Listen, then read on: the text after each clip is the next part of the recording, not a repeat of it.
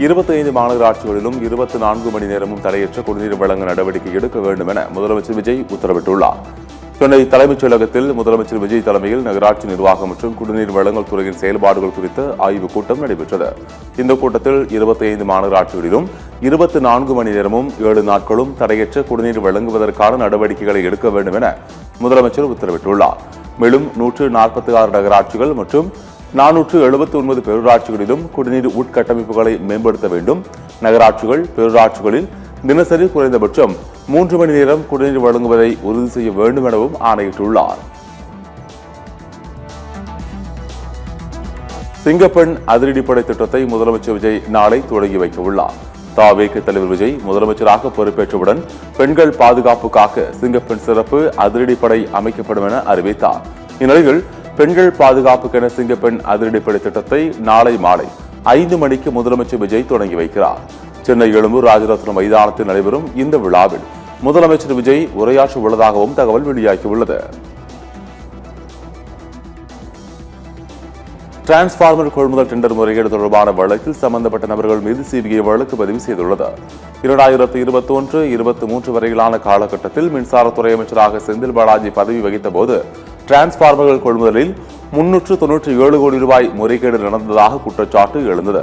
இது தொடர்பான புகாரில் சென்னை உயர்நீதிமன்ற உத்தரவின்படி சம்பந்தப்பட்ட நபர்கள் மீது சிபிஐ வழக்கு பதிவு செய்துள்ளது. அதிகாரத்தை தவறாக பயன்படுத்துதல், கூட்டு சதி உள்ளிட்ட பிரிவுகளின் கீழ் வழக்கு பதிவு செய்யப்பட்டுள்ளது. முதலமைச்சர் விஜயை நேரில் சந்தித்து வாழ்த்து பெற்ற பிரக்ஞானந்தா அவருடன் செஸ் விளையாடினார். நார்வே செஸ் தொடர் வென்ற முதல் இந்திய வீரர் என்ற பெருமையை பிரக்ஞானந்தா பெற்றுள்ளார். இந்த நிலையில் முதலமைச்சர் விஜயை நேரில் சந்தித்து செஸ் கிராண்ட் மாஸ்டர் பிரக்ஞானந்தா வாழ்த்து பெற்றார். அவருக்கு தமிழ்நாடு அரசு சார்பில் 50 லட்சம் ரூபாய் பரிசுத் தொகை வழங்கப்பட்டது. தொடர்ந்து விஜயுடன் சேர்ந்து பிரக்ஞானந்தா செஸ் விளையாடினார். இதுகுறித்து செய்தியாளர்களிடம் கூறிய பிரக்ஞானந்தா முதலமைச்சர் விஜய் சிறப்பாக செஸ் விளையாடியதாக தெரிவித்தார்.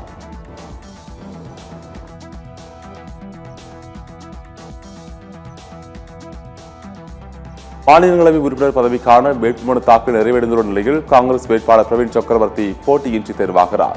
தமிழ்நாடு உட்பட 13 மாநிலங்களில் காலியாக உள்ள 27 மாநிலங்களவை உறுப்பினர் பதவிக்கான தேர்தல் வருகின்ற 18ஆம் தேதி நடைபெறவுள்ளது.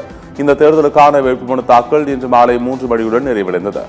மாநிலங்களவை இடைத்தேர்தலில் எதிர்க்கட்சிகள் தரப்பில் யாரும் மனு தாக்கல் செய்யவில்லை என்பதால் காங்கிரஸ் வேட்பாளர் பிரவீன் சக்கரவர்த்தி போட்டியின்றி தேர்வு செய்யப்பட உள்ளார். இந்தியா கூட்டணியில் ஒற்றுமை அவசியம் என காங்கிரஸ் தலைவர் மல்லிகார்ஜுன கார்கே வலியுறுத்தியுள்ளார். டெல்லியில் நடைபெற்ற இந்தியா கூட்டணி ஆலோசனைக் கூட்டத்தில் 23 கட்சிகள் கலந்து கொண்டன. இந்த ஆலோசனைக்கு பிறகு செய்தியாளர்களை சந்தித்த மல்லிகார்ஜுன கார்கே, மோடி அரசின் தவறான நிர்வாகத்தால் நாடு எதிர்கொண்டு வரும் அரசியல், பொருளாதார, சமூக மற்றும் வெளியுறவு கொள்கை சார்ந்த சவால்களை சமாளிக்க எதிர்க்கட்சிகள் ஒற்றுமையை மேலும் வலுப்படுத்த வேண்டும் என வலியுறுத்தியுள்ளார்.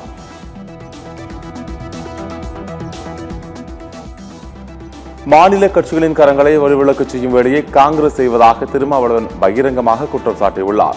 டெல்லியில் இந்தியா கூட்டணி கட்சிகளின் ஆலோசனைக் கூட்டத்திற்கு பின் செய்தியாளர்களை சந்தித்த அவர் காங்கிரஸ் தனது அணுகுமுறையை மறு ஆய்வு செய்ய வேண்டும் என்று வலியுறுத்தினார். காங்கிரஸ் கையாண்ட அணுகுமுறையால் தமிழ்நாட்டில் திமுக வெற்றி பாதிக்கப்பட்டுள்ளது என்றும் கூறினார்.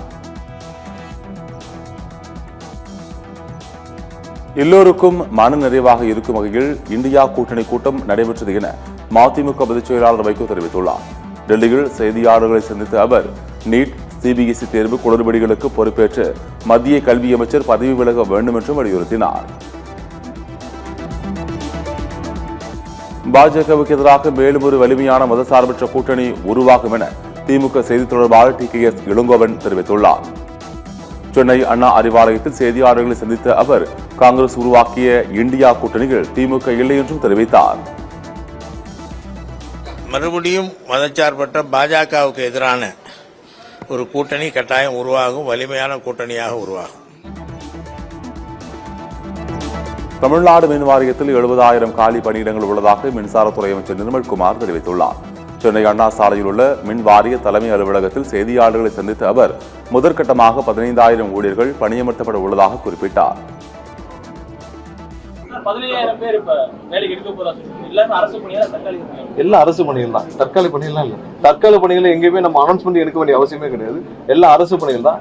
கேங்பேன் விஷயத்த நான் பெண்டிங் இருக்கிற விஷயத்துல ஒரு சில வாரங்களில் நம்ம வந்து முதல்வரிடம் ஆலோசிச்சுட்டு அதுக்கான முடிவுகள். பழனி கோயில் விழா பேனர்களில் அதிமுக சட்டமன்ற உறுப்பினர் பெயர் விடுபட்டது தொடர்பாக அமைச்சர் ரமேஷ் வருத்தம் தெரிவித்தார். திண்டுக்கல் மாவட்டம் பழனி கோவிலில் அறநிலையத்துறை அமைச்சர் ரமேஷ் ஆய்வு செய்தார். அங்கு கோயில் விழாவிற்காக வைக்கப்பட்டிருந்த பிளக்ஸ் பேனரில் அதிமுக சட்டமன்ற உறுப்பினர் ரவி மனோகரன் பெயர் விடுபட்டதாக கூறப்படுகிறது. இதனை அறிந்த அமைச்சர் ரமேஷ் அதிமுக எம்எல்ஏவிடம் வருத்தம் தெரிவித்தார்.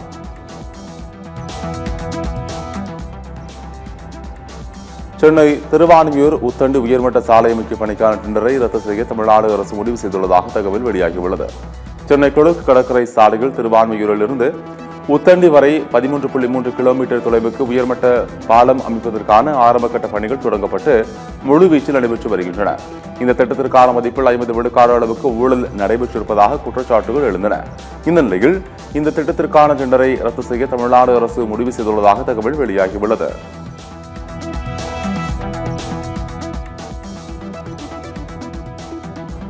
திருவான்மியூர் உத்தண்டு உயர்மட்ட பால திட்டத்தை ரத்து செய்ய வேண்டும் என்று பாமக தலைவர் அன்புமணி வலியுறுத்தியுள்ளார். திருவான்மியூர் உத்தண்டு உயர்மட்ட பாலத்திற்கு அதிகபட்சமே 1400 கோடி ரூபாய் தான் செலவாகும். இதில் 50 விழுக்காட்டான 70 கோடி ரூபாயை தனியார் நிறுவனத்திற்கு கூடுதலாக வழங்கும் வகையில் ஒப்பந்தம் செய்வது மக்களுக்கு இழைக்கப்படும் துரோகம் என அன்புமணி சமூக வலைதள பக்கத்தில் குறிப்பிட்டுள்ளார். தமிழ்நாடு முழுவதுமான தொழிலாளர்களின் பிரச்சினைகள் மற்றும் கோரிக்கைகளுக்கு தீர்வு காண கோரி முதலமைச்சர் விஜயிடம் சிஐடியு தொழிற்சங்க தேசிய துணைத் தலைவர் சவுந்தரராஜன் மனு அளித்துள்ளார். கோரிக்கை மனுவை பெற்றுக் கொண்ட முதலமைச்சர் தொழிலாளர்களின் கோரிக்கைகளை நிறைவேற்ற நடவடிக்கை எடுக்கப்படும் என உறுதியளித்ததாகவும் கூறினார்.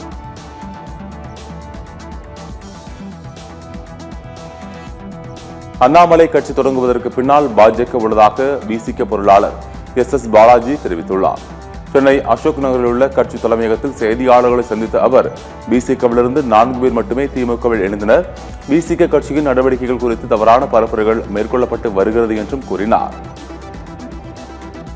நீங்க ஒரு கட்சியிலிருந்து போறவங்க வெளிப்படையா ஒரு அறிக்கை, அதுவும் அவருக்கு இருக்கக்கூடிய மீடியா லைம் லைட்டுக்கு வந்து அவர் ஒரு அறிக்கை கொடுத்தாருன்னா கட்சி விட்டு போயிட்டாருன்னு தெரிய போகுது. ஒரு கட்சி விட்டு போறேன், நாங்க போய் மோடி அவர்களை சந்திக்கிறேன், அமித்ஷா அவர்களை சந்திக்கிறேன்றதும், அவர் போயிட்டு வந்த பிறகு ஒரு 2 நாள் கழிச்சு வந்து அவங்க ஒரு அறிக்கை கொடுக்குறதும், இதெல்லாம் வந்து அவங்களுடைய பின்புலம் இல்லாம வந்து அவர் வந்து செயல்பட முடியாதுன்றதுக்கான ஒரு சமிகைகள் தான். நீ உறுதியாக வந்து பிஜேபியினுடைய பின்புலம் இருப்பதாகத்தான் வந்து நமக்கு தெரியும்.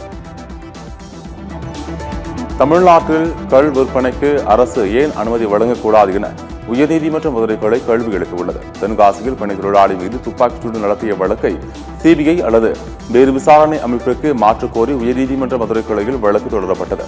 இந்த வழக்கை விசாரித்த நீதிமன்றம் தமிழ்நாட்டில் கள் விற்பனைக்கு அரசு ஏன் அனுமதி வழங்கக்கூடாது, அரசு செயல் திட்டம் வகுத்து கள் விற்பனைக்கு அனுமதிக்கலாமே, அரசுக்கு வருவாயும் கிடைக்கும் என நீதிபதி புகழேந்தி கருத்து தெரிவித்தார். சென்னையில் மின்வாரிய தலைமை அலுவலகத்தில் ஹார்ட் டிஸ்குகள் திருடப்பட்ட வழக்கு சிபிசிஐடி விசாரணைக்கு மாற்றப்பட்டுள்ளது. சென்னை அண்ணா சாலையில் உள்ள தமிழ்நாடு மின்சார வாரிய தலைமை அலுவலகத்தில் ஹார்ட் டிஸ்குகள் திருடப்பட்டது தொடர்பாக இதுவரை 2 பேர் கைது செய்யப்பட்டுள்ளனர். இந்நிலையில் வழக்கின் விசாரணையை சிபிசிஐடிக்கு மாற்றி டிஜிபி மகேஷ் அகர்வால் உத்தரவிட்டுள்ளார். வடை, போண்டா போன்ற உணவுப் பொருட்களை செய்தித்தாளில் பார்சல் செய்து தர வேண்டாம் என்று உணவு பாதுகாப்பு மற்றும் தர நிர்ணய ஆணையம் அறிவித்துள்ளது. செய்தித்தாள்களில் உள்ள அச்சுமையில் தீங்கு விளைவிக்கும் வண்ணங்கள், நிறமிகள், ஈயம் உள்ளன. இது உடலுக்கு தீங்கை ஏற்படுத்தும் என்பதால் செய்தித்தாளில் உணவுப் பொருட்களை பார்சல் செய்து கொடுக்க கூடாது என உணவு பாதுகாப்பு மற்றும் தர நிர்ணய ஆணையம் எச்சரித்துள்ளது. நீட் தேர்வு முறைகேடுகளை கண்டித்து சென்னை அண்ணா நகரில் உள்ள சிபிஎஸ்இ தென்மண்டல அலுவலகத்தை முற்றுகையிட்ட மாணவர் அமைப்பினர் கைது செய்யப்பட்டனர். இந்த போராட்டத்தில் மத்திய கல்வி அமைச்சர் தர்மேந்திர பிரதான் பதவி விலக வலியுறுத்தி கோஷங்களை எழுப்பினர்.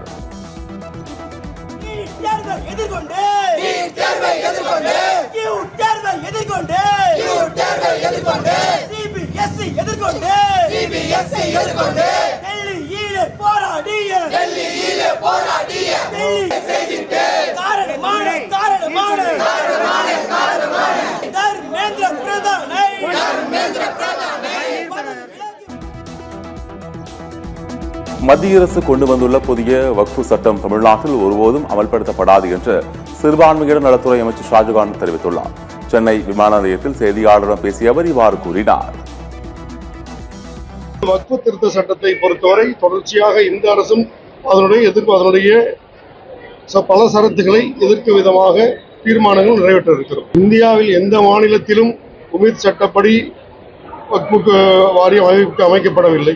அந்த வகையில் தமிழகத்தில் இதுவரை அமைக்கப்படவில்லை, இனியும் அமைக்கப்படாது. அது குறித்து சட்ட வல்லுநர்கள் ஆலோசித்து முடிவெடுப்போம். பாவைக்கு ஆட்சி 3 மாதங்கள் தான் நீடிக்கும் என முன்னாள் முதலமைச்சர் மு க ஸ்டாலின் பேசியிருக்கக்கூடாது என்று இந்திய கம்யூனிஸ்ட் கட்சி மாநில செயலாளர் மு வீரபாண்டியன் கிருஷ்ணகிரி மாவட்டம் தடியில் செய்தியாளர்கள் சந்தித்த போது தெரிவித்துள்ளார். தமிழ்நாட்டின் மூத்த தலைவர், பல்வேறு பொறுப்புகளை வகித்த அனுபவம் மிகுந்தவர், ஒரு பெரிய ஜனநாயக கட்சியின் தலைவர் மாண்புமிகு ஸ்டாலின் அவர்கள் அவ்வாறு கூறியிருக்க கூடாது என்பதுதான் எங்கள் கருத்து. தனிப்பட்ட அமைப்புகள் எனது பெயர் திற புகைப்படங்களை பயன்படுத்த வேண்டாம் என அண்ணாமலை வேண்டுகோள் விடுத்துள்ளார். இது தொடர்பாக அவர் வெளியிட்டுள்ள அறிக்கைகள் அண்ணாமலை அன்பு கூட்டம், அண்ணாமலை நற்பணி மன்றம், அண்ணாமலை மக்கள் இயக்கம் என தனது பெயரை பயன்படுத்தும் பல்வேறு அமைப்புகள் உடனடியாக தனது பெயரையோ புகைப்படங்களையோ பயன்படுத்துவதை நிறுத்திக் கொள்ள வேண்டும் என தெரிவித்துள்ளார்.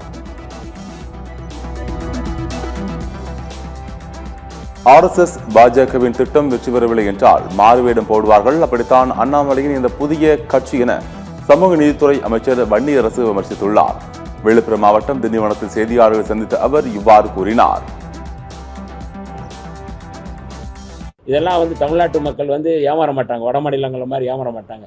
நீங்கள் எத்தனை மறு வச்சுட்டு நீங்கள் மாறுவேடம் போட்டு வந்தாலும் அந்த வடிவேல் சொன்னது போல தான் உன் கொண்டையை நீங்கள் மறைக்க முடியாது அப்படிங்கிறத அண்ணாமலை அவர்களுடைய செயல்பாடுகள். தமிழகத்தில் மக்களை பாதிக்கும் வகையில் உள்ள மதுக்கடைகள் மூடப்படும். மதுவிலக்கு மற்றும் ஆயத்தீர்வுத்துறை அமைச்சர் விக்னேஷ் தெரிவித்துள்ளார். திண்டுக்கல் மாவட்டத்தின் பொறுப்பு அமைச்சர் விக்னேஷ் பழனி நகர் பகுதிகள் ஆய்வு செய்தார். அதனைத் தொடர்ந்து செய்தியாளரிடம் பேசிய அவர் ஒரு சில நாட்களிலேயே 717 மதுக்கடைகளை மூடியுள்ளோம் என்று கூறினார். 717 கடை க்ளோஸ் பண்ணியிருக்கோம். எந்த ஒரு பாரபட்சமும் இல்லாமல் மக்களுக்கு இடையூறாக இருக்குது, அதை எடுக்கணுங்கிறதுக்காக எடுத்துட்டோம். ஸோ இதை சரி பண்ணுறதுக்கு அடுத்தடுத்த துறைகளில் ரொம்ப வேகமாக பார்த்துருக்கோம். அந்த துறைகள் மூலமாக அந்த வருமானத்தை பெருக்கின உடனே திருப்பியும் மீண்டும் இந்த பழைய இடங்களில் இருக்கிற கடைகள், இன்னும் மக்களுக்கு இடையூறாக இருக்கக்கூடிய கடைகள் எல்லாத்தையுமே இதே மாதிரி மூடப்படும்.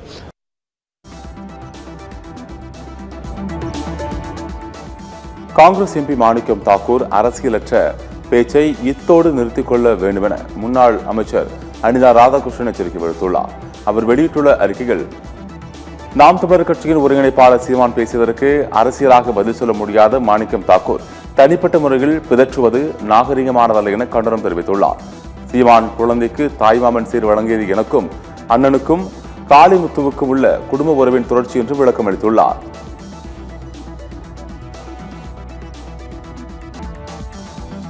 கொடைக்கானல் மலைத்தொடர்களில் மரங்களுக்கு நடுவே வெண்மேகமானது ஊடுருவிச் செல்லும் காட்சி சுற்றுலா பயணிகளின் கண்களுக்கு விருந்தளிக்கும் விதமாக அமைந்துள்ளது. இதனை சுற்றுலா பயணிகள் கண்டு ரசித்து புகைப்படம், செல்ஃபி எடுத்து வருகின்றனர்.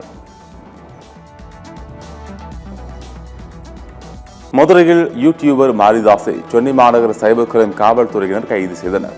யூடியூபர் மாரிதாஸ் தொடர்ந்து முதலமைச்சர் விஜய் மற்றும் தமிழக அரசுக்கு எதிராக பேசி வந்த நிலையில் சென்னை மாநகர சைபர் கிரைம் காவல்துறையினர் வழக்கு பதிவு செய்தனர். இதன் அடிப்படையில் சென்னையிலிருந்து மதுரை வந்த சைபர் கிரைம் போலீசார் யூடியூபர் மாரிதாஸை கைது செய்து சென்னைக்கு அழைத்துச் சென்றனர்.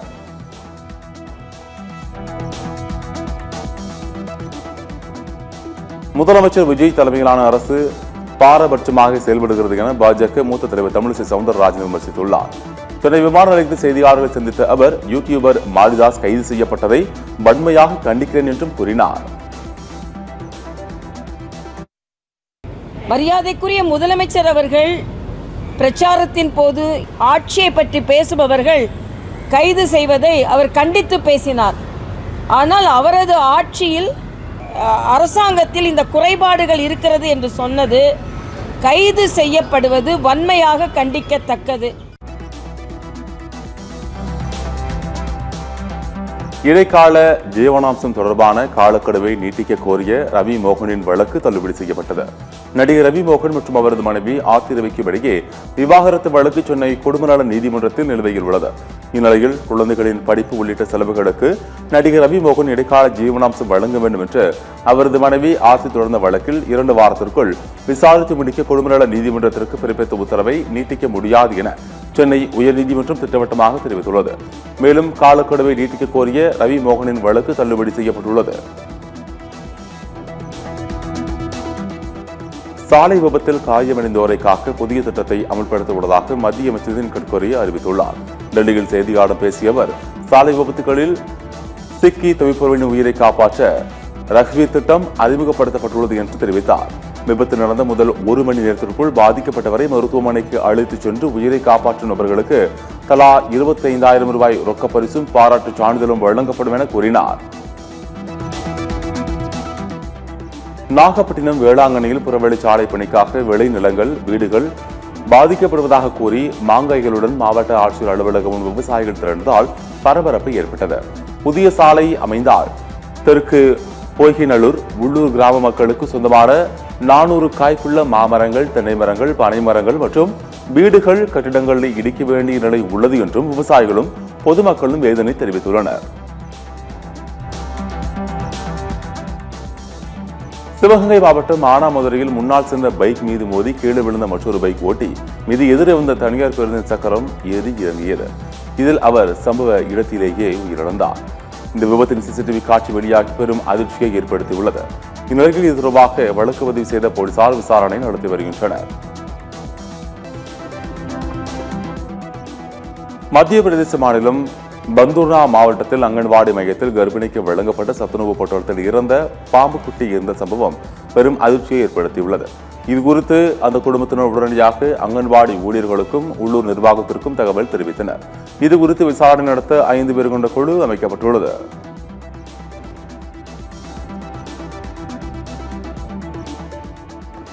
மேற்கு வங்க மாநிலம் முர்ஷிதாபாத் மாவட்டத்திற்கு உட்பட்ட நவ்டா கிராமத்தில் டிஎம்சி நிர்வாகிக்கு மொட்டையடித்து செருப்பு மாலை அணிவித்து மக்கள் வீதி வீதியாக அழைத்துச் சென்றனர்.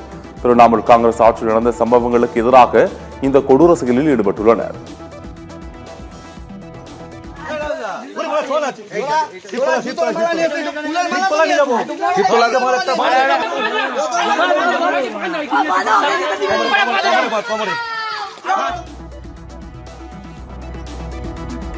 உத்தரப்பிரதேச மாநிலம் அலிஹாரில் சாலையில் நடந்து சென்ற பெண் மீது துப்பாக்கிச்சூடு நடத்தப்பட்ட சம்பவம் பெரும் அதிர்ச்சியை ஏற்படுத்தியுள்ளது.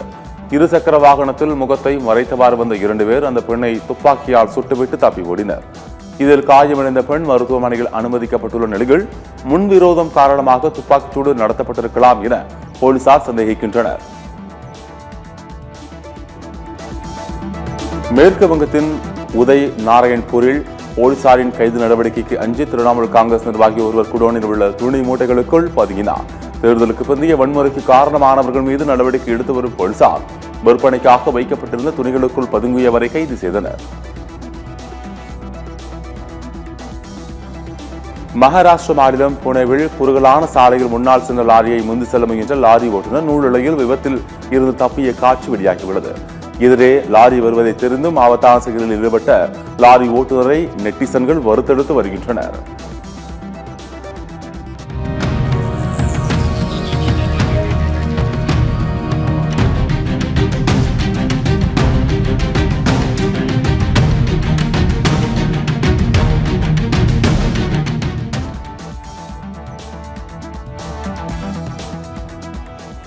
மேற்கு வங்க மாநிலம் நக்சல்பாரி பகுதியில் கூட்டத்தை விட்டு பிரிந்து அங்கும் இங்குமாக சுற்றித் திரியும் ஒற்றை குட்டி யானையின் வீடியோ வெளியாகியுள்ளது.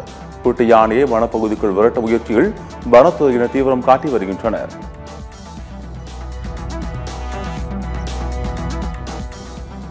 உத்தரப்பிரதேசத்தில் 73 வயது மூதாட்டி ஓய்வூதியத்திற்காக தள்ளுவண்டியில் அழைத்துச் செல்லப்பட்ட சம்பவத்திற்கு வங்கி நிர்வாகம் மன்னிப்பு கோரியுள்ளது. இடுப்பு எலும்பிலிருந்து 73 வயது மூதாட்டியை ஓய்வூதியம் பெறுவதற்காக அவரது உறவினர்கள் தள்ளுவண்டியில் வங்கிக்கு அழைத்துச் சென்றனர்.